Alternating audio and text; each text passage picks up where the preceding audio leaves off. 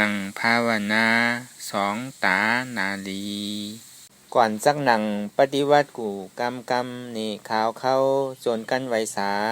ยตนาสามเจ้าก่อนพุทธังตีพระพุทธเจ้านั้นผู้เจมีข่าวเข้าไวสาคาแลนอบลองแล้วก็ไว้ธรรมังตีธรรมอนัตตาเจ้านั้นผู้เจมีข่าวเข้าไวสาคาแลนอบลองแล้วก็ไว้คำหนึ่งสังฆังตีพระอริยสังฆาเจ้านั้นผู้เจมี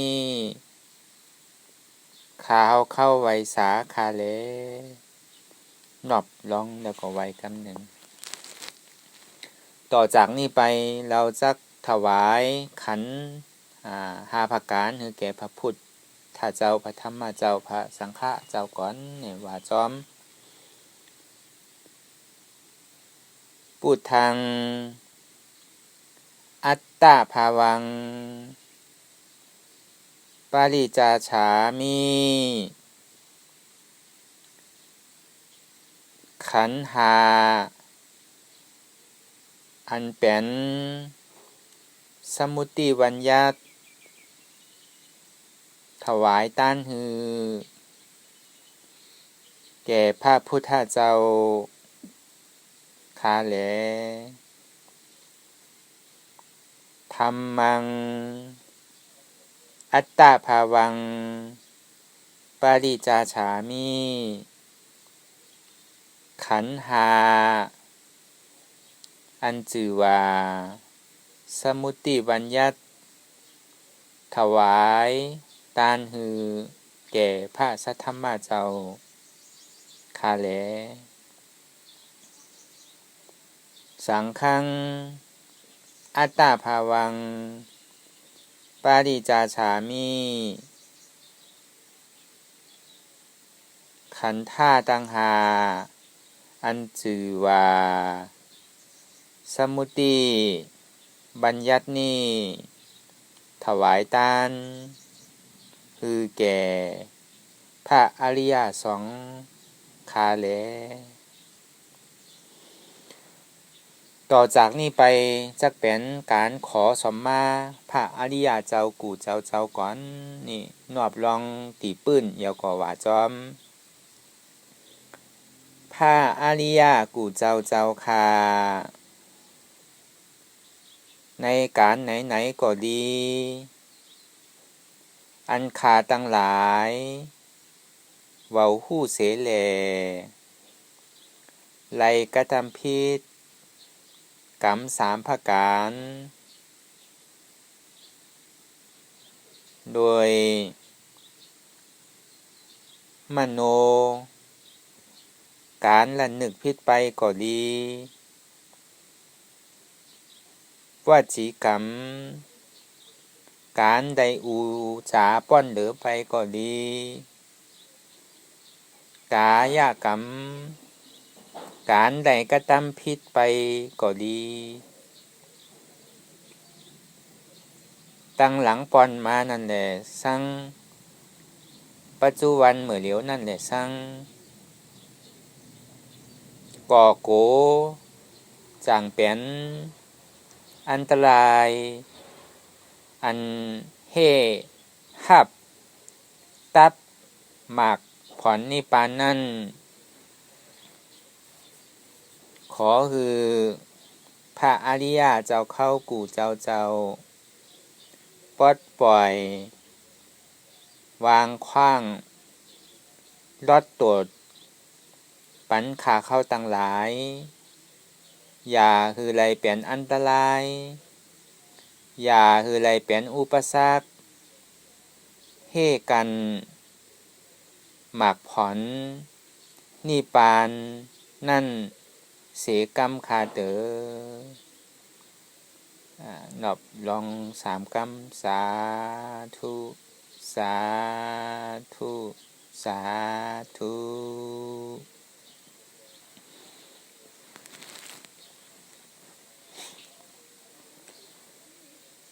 รายการหนังอนัตตาวิปัสสนาภาวนาหาหันหยอดทำอนัตตานี่ออนตังโหรูนี่ก็คือเฮาหนังขากายกุดภิกขุก็ดีภิกขุณีก็ดีอุปาสกอุปาสิกาก็ดีหนังขากายกุดไหลเสียงๆอยู่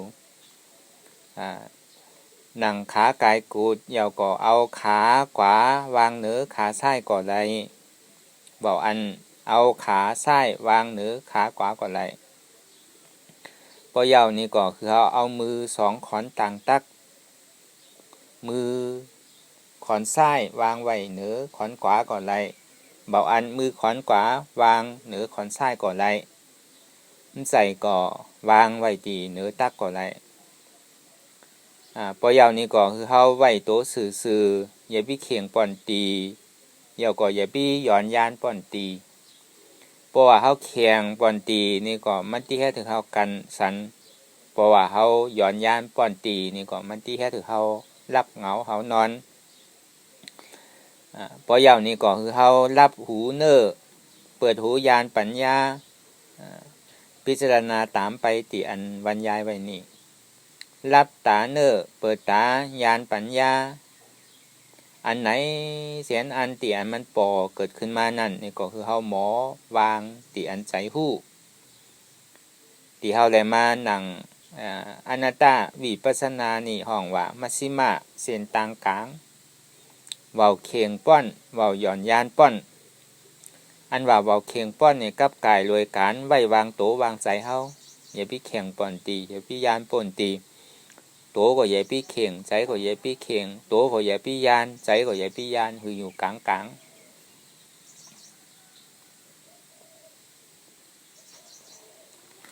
อันหูเตียนไรทอมเสียงอยู่นั่น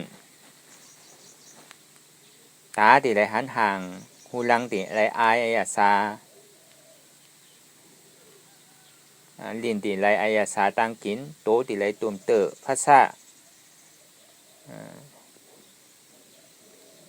อันหูจักดีและหายเนี่ยมันเป็นติดใจยังติมันผักกอดมานั่นเนี่ยคือเขามาวางติดใจหูนี่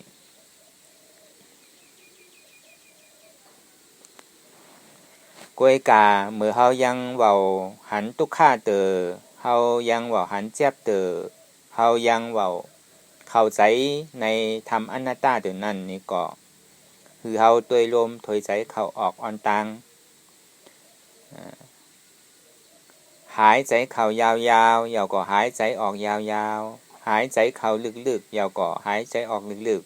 ๆหายใจเข้าเกิดหายใจออกตายเกิดตายเกิดตายหายใจเข้าเปลี่ยนหายใจลู่หายใจออกลู่เปลี่ยนลู่เปลี่ยนลู่ปองเกิดเวียบตายเนี่ยอันนี้คือเฮาพิจารณาตีลมถอยใจกำหนึ่งเมื่ออันใจเฮาย้ำไปนิ้มเดือนนั้นกวยกาคือเขาเอาปัญญาสัมมาทิฏฐิปัญญาสัมมาสังกัปปะปัญญาสัมมาทิฏฐิก็คือความหันจอบปัญญาสัมมาสังกัปปะนี่ก็ความพิจารณาจอบหันอันเตพิจารณาอันเต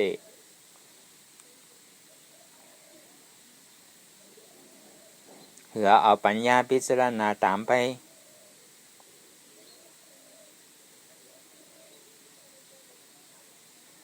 ก็เปิดว่าเฮายุ่มเตียนเฮาเลยอ่านหลีกอ่านลายมานั่นน่ะซังได้ถอมยินมานั่นน่ะซังอันที่ว่าจาติปิตุขาจาลาปิตุขาพยาธิปิตุขามาลานังปิตุขังปิเยหิวิปโยโกตุโขอาปิเยหิวิปโยโกตุโขนั่นการเกิดนั่นก็เป็นทุกขะเฒ่าแก่มานั่นก็เป็นทุกขะเจ็บไม่ไข้หนาวก็เป็นทุกขะตายนั่นก็เป็นทุกขะไล่ปัดผักของตีอันหลักอันใครไข่เป็น มันผ่านรีบกว่าอะไรผ่าตายนั่นก็เป็นทุกขะสำได้อยู่ยิ้มจำสิ่งที่เว้าใครไรใครเป็นสิ่งที่เว้าเจอนั้นนี่ก็เป็นทุกขะอันนี้ห้องว่าเป็นตัวทุกขะเสียจ้ะ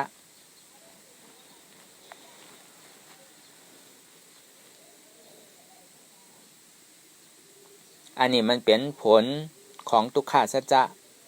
ที่ห้องว่าปัญญัติห้องว่าปริยัติที่ได้เห็นหูอันต่างอย่าก็ก่อยนำมาปฏิวัติก็เบิดสร้างซ้ำอะไรมาเกิดมาแก่มาเจ็บมาตายก็เปิดสร้างพ่อฉันพ่ออันไหนแหละสำไรมาเกิดนี่อันนี้เฮาที่ได้หาตอนเงามันก็เปิดว่า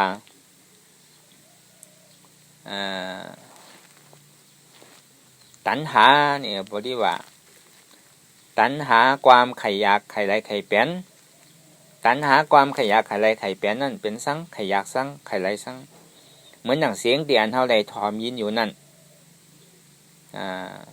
ถอมเย้าตาที่ได้หันอยู่นั่นหันเย้าหูลังที่ได้โน้มอยู่นั่นโน้มเย้าชอบที่ได้กินอยู่นั่นกินเย้าตัวที่ได้ตื้อได้กอดอยู่นั่นตื้อเย้ากอดเย้าเหมือนหนังเสียงที่ไหลทอมเย้าเนี่ยทอมเย้าก็จึกทอมนั่นว่าหมออิ่มเสียงห่างอายอายาสาการตุ้มเตอเนี่ยทอมเย้าหันเย้านอมเย้ากินเย้าเตอเย้าเจิกเย้าว่าหมออิ่มหมอเบอร์หมอจานหมอไหนทอมเย้าไข่ทอมแทงทอมฟังเย้าไข่ทอมพังแทงหันเย้าสำไข่หันแทงนอมเย้าสำไข่นอมแทงกินเย้าสำไข่กินแทงเตอเย้าสำไข่เตอแทงเจิกเย้านี่ก็ว่าหมออิ่มหมอวะหมอเวอร์หมอจานหมอไหนอันนี้มันแค่เกิดตัณหาความอยากเกิดรอผ้าตอซ่าโมหะมานาติที่รอผ้าไข่ไรไรเย้าว่าหมออิ่มหมอเวอร์หมอจานหมอไหนตอซ่าปวปวไรมาเหมือนออกเหมือนใจนี่ทำเกิดใจลำใจกรรมโมหะไข่ไรของที่อันยามไรยามเฮ็ดมายามเจือกยามเอามานั่น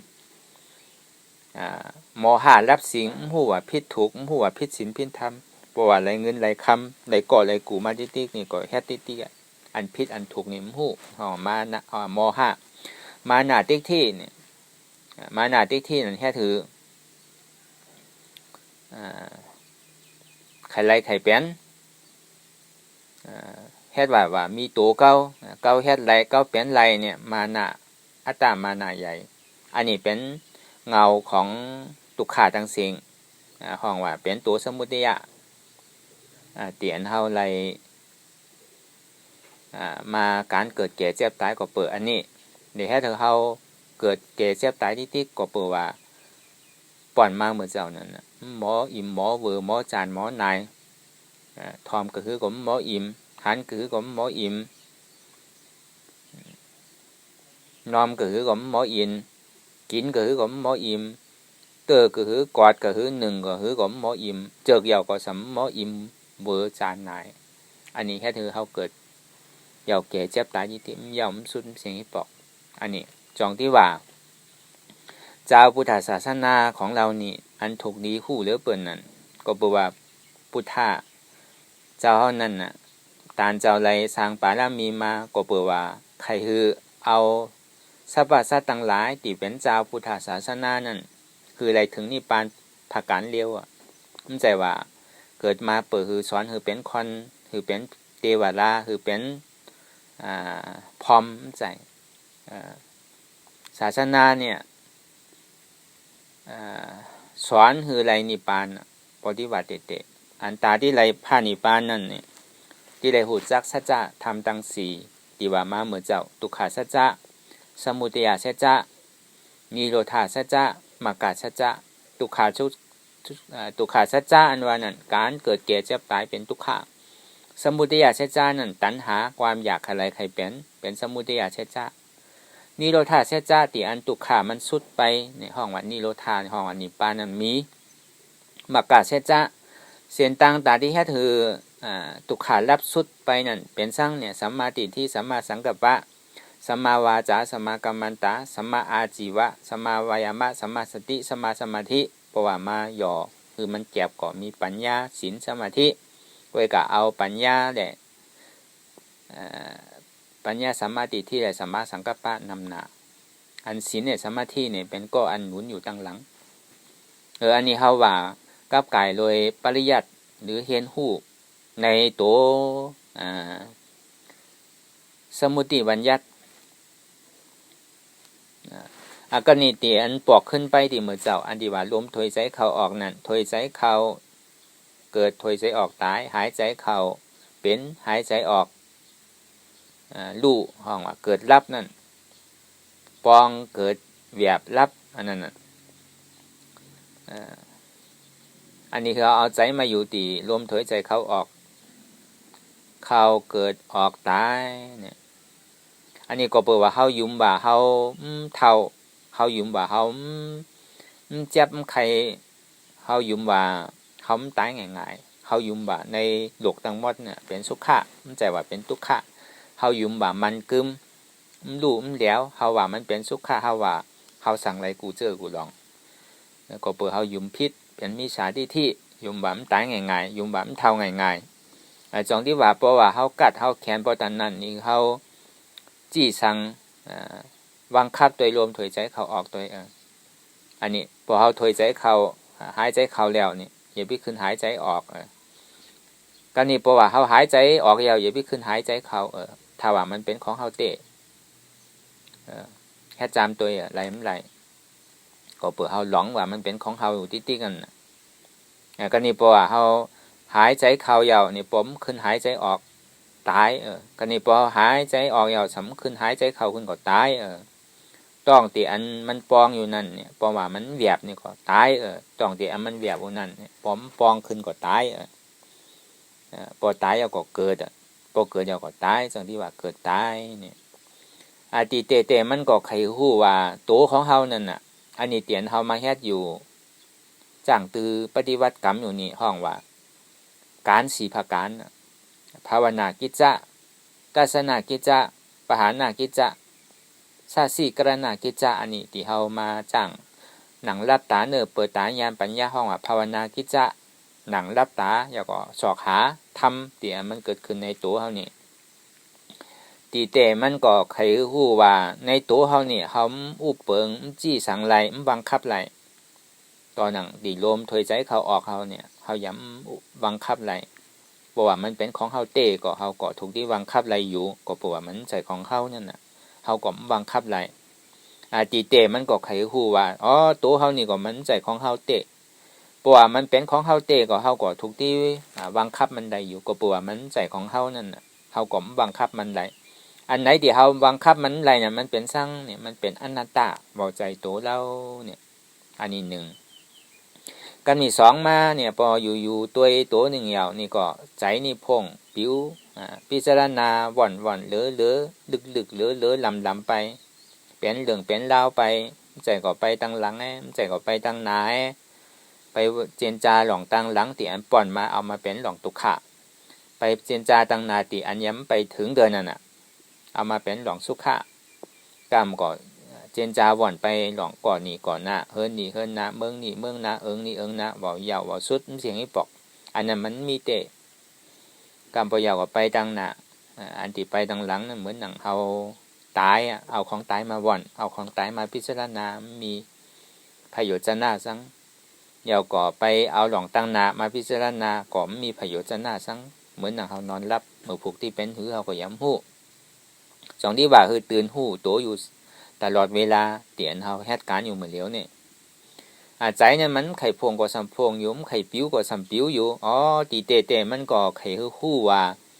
ใจของเฮานั่นน่ะมันก็มันใจของเฮาเตะถ้าว่ามันเป็นของเฮาเตะนี่ก็เฮาก็ถูกที่จี้สั่งบังคับไหลกูเจออยู่ก็เพราะว่ามันใจของเฮานั่นเฮาก็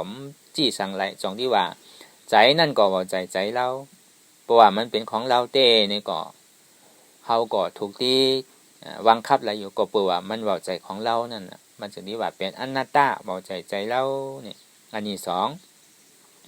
กันมีสามมาน่ะหมังยามหมังวันหมังขิงหมังข้าวหมังยามนั่นก็ลีหมังปอกก็ตุกขะใจมันดีหมังปอกก็สุขะ หมุนเปียวเซื่อไว้มังปอกก็ตุกขาก็มันใจสุขาก็มันเป็นเนี่ยนั่นห้องว่าอุเบกขาเนี่ย1 วันก็มังปอกก็อาสังเหมือนหนังใจที่มันดีไว้มังปอกก็อาสังหมุนเปียวเซื่อไว้มังปอกก็อาบที่วางปล่อยพาอะไรเชียงก็หำเป็นไรหนังเก่าธรรมดาของหลวกของเฮานั่นน่ะคอนเฮาเนี่ยมันที่กูตังตุกขะยาวก็ที่ไข่ไรอันสุขะอันเปียวอันหมุนที่อันนี้มันเป็นธรรมดาของหลวกโลกะเขาไข่คือมันปลายอันสุขะอันเปียวอันหมุนนั่นอันไข่ยินไข่ทอมนั่นสำไข่มันไปจองที่ว่าตุกขานั่นก็เยบิโกมันเต็งสุขานั่นก็เยบิโจมเตอมันก็มันเต็งอุเบกขาที่มันปอมานั่นนี่ก็เยบิข้านเตอมันก็มันเต็งแค่สั่งเลยว่ามันเต็งละเฮามาจินจาพิจารณาตัวลีเหมือนนั่งเปิ้นลาเปิ้นว่าเปิ้นท่าเปิ้นจ้าเฮาตั้งแต่เจ้าถึงคำเดี๋ยวมันก็มันเป็นไรเพราะว่ามันเป็นไรนี่ก็เป็นคนยองการนี้เปิ้นที่หยอกยอสังเสริญเฮายุ่มโคใส่เฮาตลอดเวลาตั้งแต่เจ้าถึงคำนี่ก็อันนั้นก็มันเป็นไรถ้าว่ามันเป็นไรก็เป็นคนยองเหมือนนั่งโต๊ะเฮาก็นั่งเหมือนกันที่ให้อยู่ถึงวันถึงคำเดี๋ยวก็มันเป็นไรอยากว่าที่โคยิ้มอยู่ถึงเจ้าถึงคำก็มันเป็นไรถ้าว่าเป็นไรก็เป็นคนยองดีเตะพอที่เอาทำบาดเตะก็ตุกขานั่นก็อย่าไปโกมันว่ามันเต็งว่าสุขานั่นก็อย่าไปโจมเตอว่ามันก็ว่ามันเต็งว่า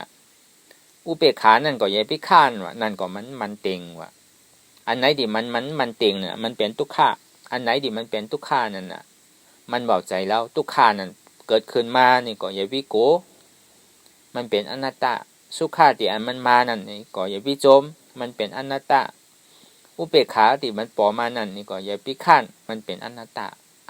นั่นแปลว่ามันเบาใจของเรานั่นน่ะทุกขานั่นก็เบาใจของเราสุขานั่นก็เบาใจของเราอุเบกขานั่นก็เบาใจของเราเนี่ยอันนี้ตีเตะใครฮู้ว่าในเวทนานั่นน่ะมันเบาใจของเรามันเป็นอนัตตาก็นี่เพราะว่าเข้ามาในตัวปรมัตถาเตเนี่ยผลอันห้องว่าตุกขาสัจจานั่นเตียนเฮามานั่งรับตาเปิดตาญาณปัญญานี่ห้องว่าภาวนากิจจะนั่งรับตาเปิดตาญาณปัญญาเนี่ยนั่งรับตาหายาวนี่คือหันซังเนี่ยคือหันเจ็บ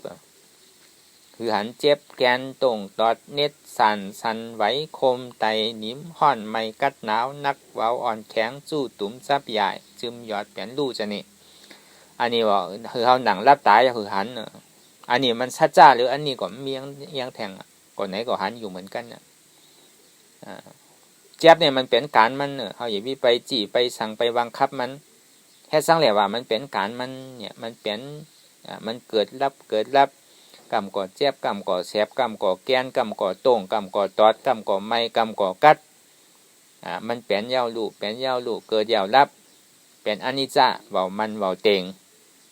อันนี้ว่ามันเป็นการมันเปลี่ยนเฮาหันอยู่นั่นห้องว่ารูปขันธ์ท่าเนี่ยเป็นธาตุดินน้ำลมไฟอันนี้เฮาที่ได้หันอันนี้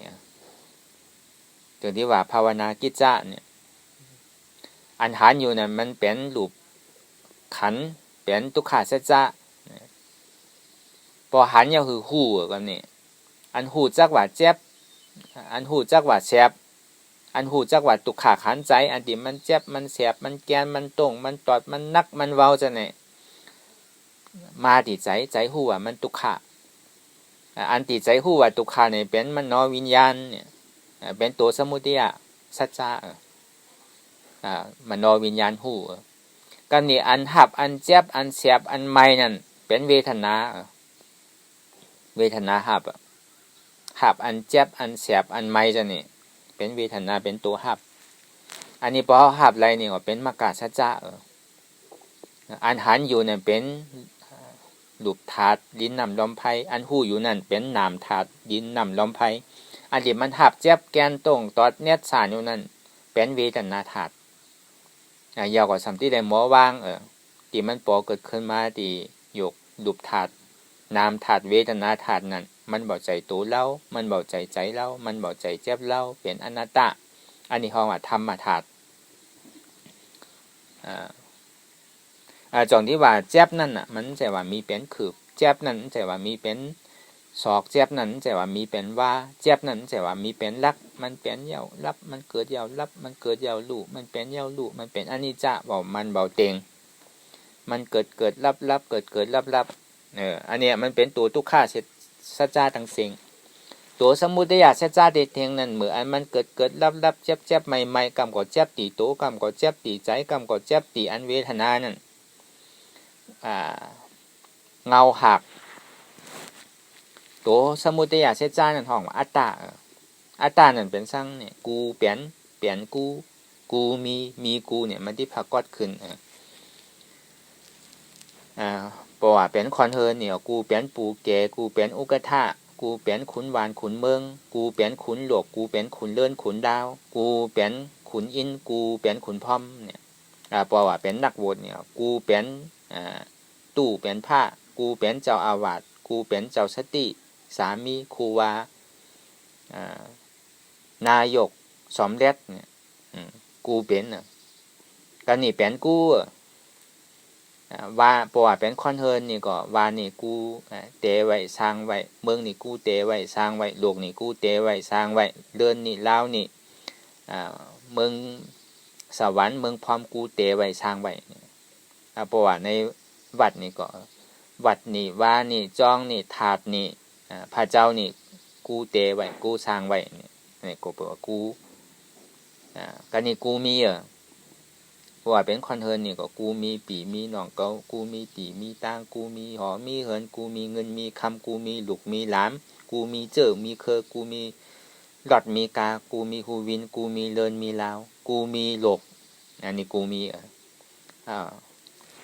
เพราะว่าเป็นตู้ผ้าก็กูมีลูกน้องตาเปกูมีลูกชิดลูกหากูมีป่อไม่ออกซาท่ากูมีวัดมีวานน้ำกูมีหลอดมีกากูมีเงินมีคำน้ำกูมีผ้ากูมีเครื่องปริขารน้ำอันนี้กูมีกำเนียวมีกูกำเนี่ยมีหัวกูมีขากูมีโตกูมีใจกูมีเจ็บกูอันเนี้ยอัตตาตัวนี้เอาแค่ถือเขาเกิดตายอันนี้ว่าเป็นตัวปรมัตถะตัวอันหมานอันแมนอันเนี้ยมันที่เข้ามาเกิดมาเป็นห้องสมุทัยสัจจะกำเนิดสัมที่เอาอันไหนต่อสู้มันเนี่ยเขาที่เลยเอามักกะสัจจะสัมมาทิฏฐิสัมมาสังกัปปะเพราะว่ามันผักวัดปอเกิดขึ้นมานี่ก็มาที่ตัวไปหันพิษไปเจนจาหลองพิษเปิ้นก็เบาใจพิษเปิ้นเนาะอนัตตะเพราะว่ามาที่ตัวเฮานี่ก็เบาใจตัวเฮาเนาะอนัตตะ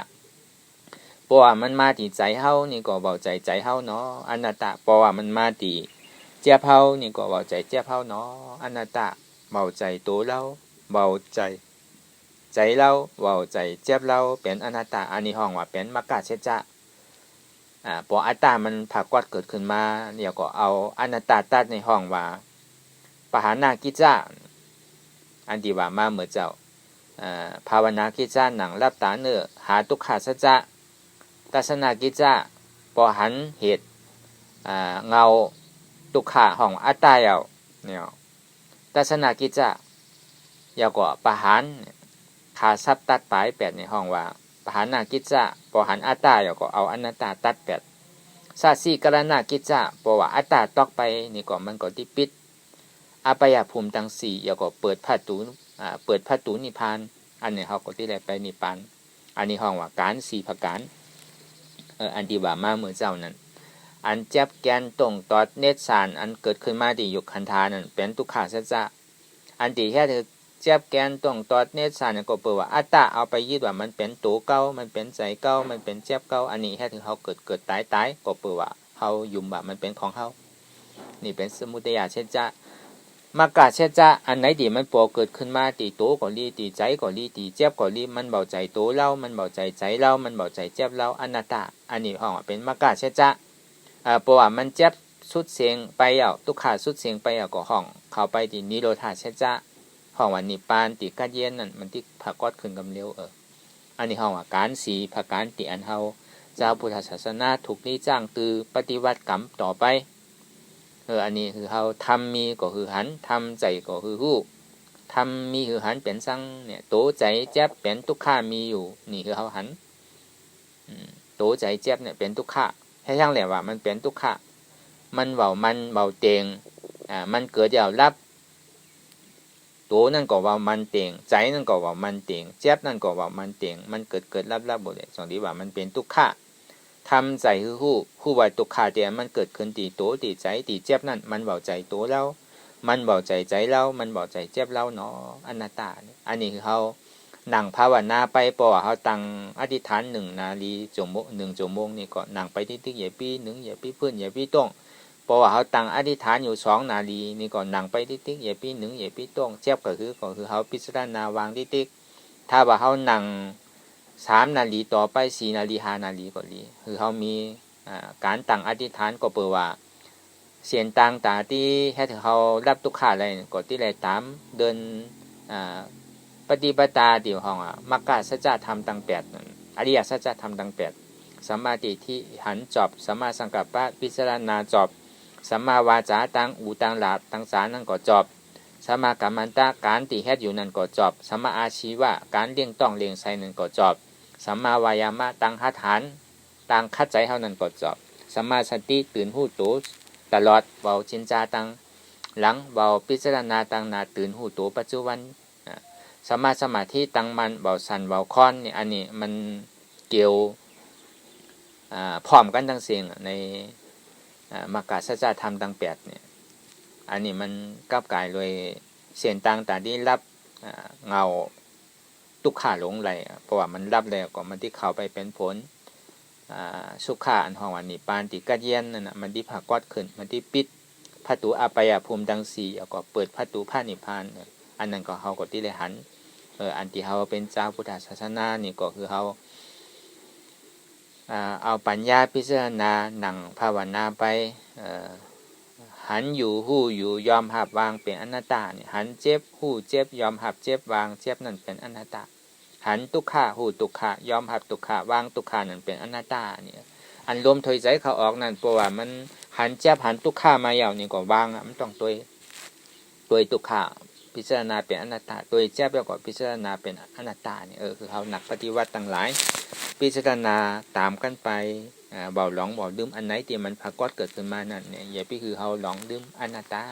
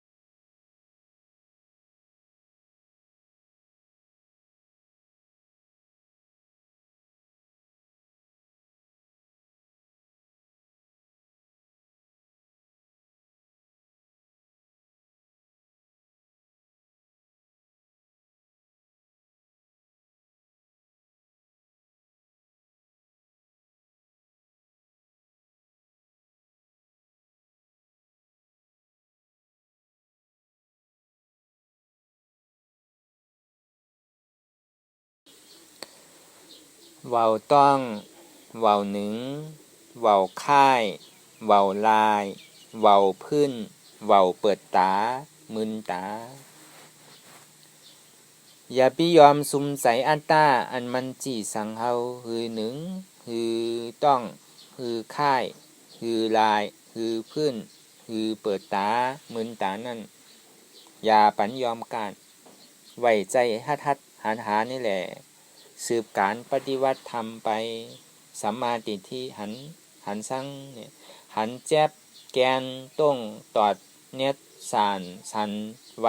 คมไตนิ้มค่อนไม่กัดหนาว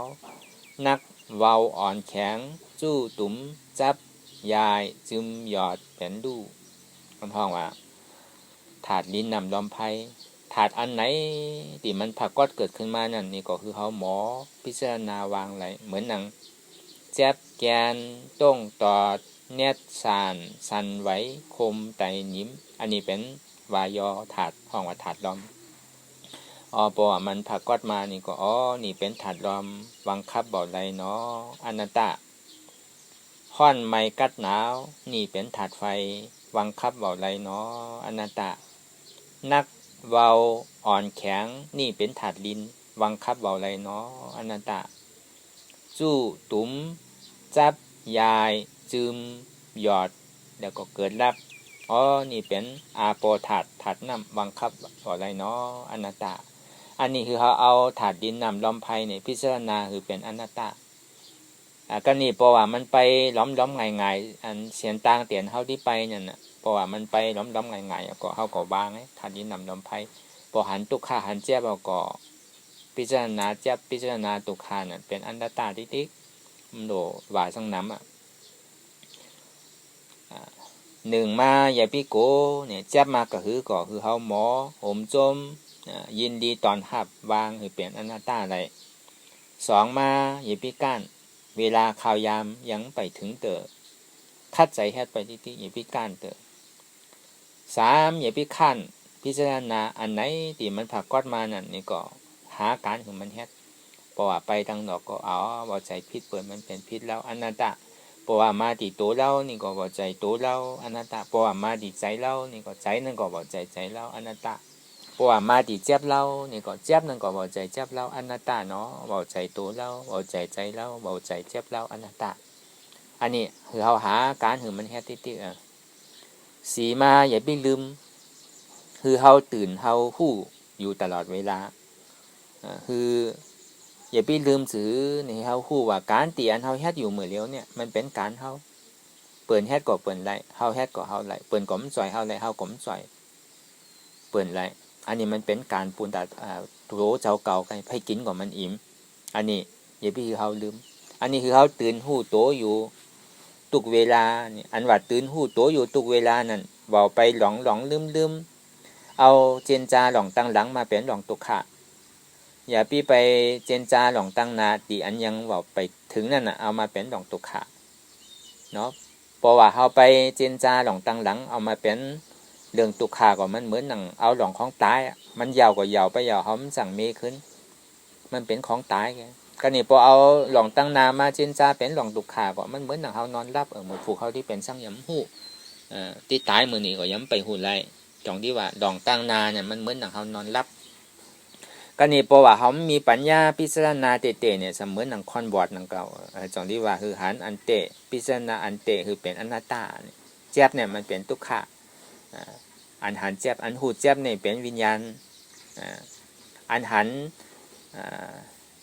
เจ็บเนี่ยเป็นรูปธาตุอันหูเจ็บนั่นเป็นนามธาตุอันหับเจ็บนั่นเป็นเวทนาธาตุอันวางเจ็บไรนั่นเนี่ยมันเป็นธรรมธาตุเขาที่เรียกวางไรอันนี้คือเขาเอาปัญญาเขาพิจารณาตัวดีๆก็นี่หามาอย่าพี่อายถ้าว่าเขานั่งอย่านำไล่ไข่ไหลไข่หากนี่ก็คือมันไหลออกมาเขาอย่าพี่กันเอาพาเจ็ดมาลองไว้ที่ตักเขามันหยอดตอกก็ไหลอยู่เมื่อเขาย้ำไปถึงเวลาถูกที่ย่างตัวนั่นคือเขาจ้างไปติ๊กๆนำนกนำไล่จนมันเป็นของกิเลสดวงเอาคือออกได้ที่อย่าไปเสียลายมันไข่หักออกไปมันหักคือเขาหนักปฏิวัติกูเจ้ากูป้ากูก่อกูโกนตั้งใจ สืบปฏิวัติอนาตตวิปัสสนาไปแถง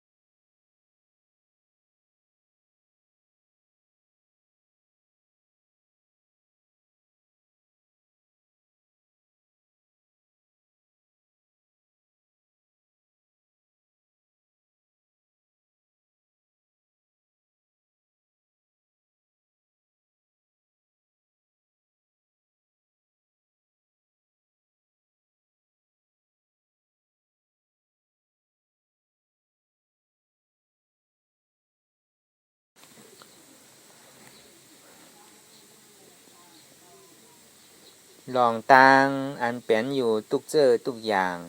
อย่าให้คลองคำไว้ตีใจหู้ถอดถอนออกตีใจหู้มันออกเสียงก่อนสภาวะอันไหนก็ดีลองต่างอันไหนก็ดีอันเกิดขึ้นมาตีโตตีใจตีเจ็บนั่นถอดถอนออกตีใจหู้มันออกเสียงสภาวะรูปถาดสี่ประการนั่นแจ็บแกนต้องตอดเน็ดสานสันไหวความไตนิ่มห่อนไม่กัดหนาวนักเว้าอ่อนแข็งสู้ตุ่มจับยายจึมหยอดเป็นดูสภาวะถาดลิ้นนำลอมไพเจอนั่นตีนำมาถาดไปหูจักตีอัตตาไปยึดไว้ว่ามีโตมีใจ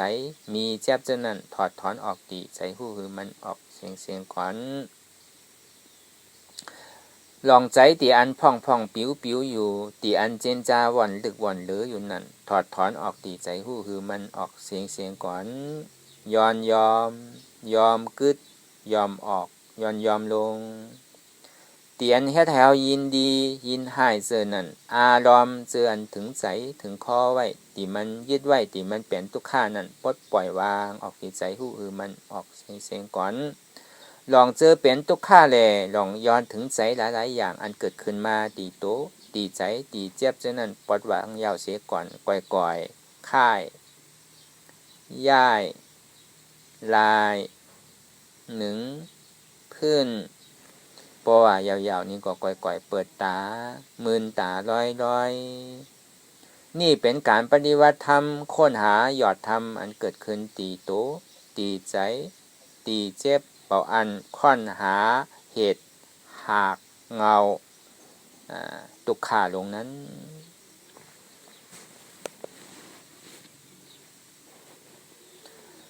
ต่อจากนี้ไปจะเป็นการ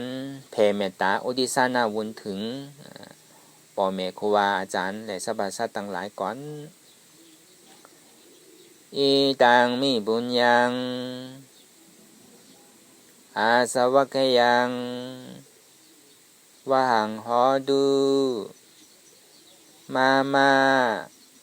ปุญญาภากังสัพเพสัตตาสัมมาลาพันตุอีตังมิบุญยังอันเฮาคาไหลมา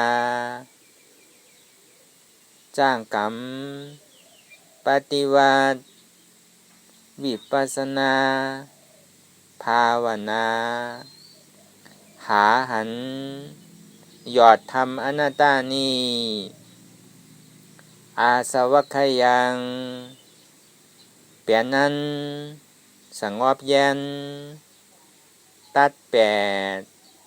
อาสวะสี่อย่างเย้าแลนิปานังตีพานิปานันโหนตู้ให้ถึงเสกัมคาเลมาปุญญาภากังผลเดียนคาไหลมาหนังปฏิวัติภาวนานีสัพเพสัตตานังส่องยืนปันป่อแม่ครูวาอาจารย์ญาติกาและสรรพสัตว์ทั้งหลายและหมู่เจ้าข้าขุนทั้งหลายมนอันใดอานิจกรรมไปสู่ปาราโลกไปนานั้นขอจุงโจรกันมาสาธุอนุโมทนาจอมตื่นยินดีแล้วคือได้โจรกันป้อนจากตุกถึงสุขตุกโตสัตว์แลเตอสาธุสาธุสาธุ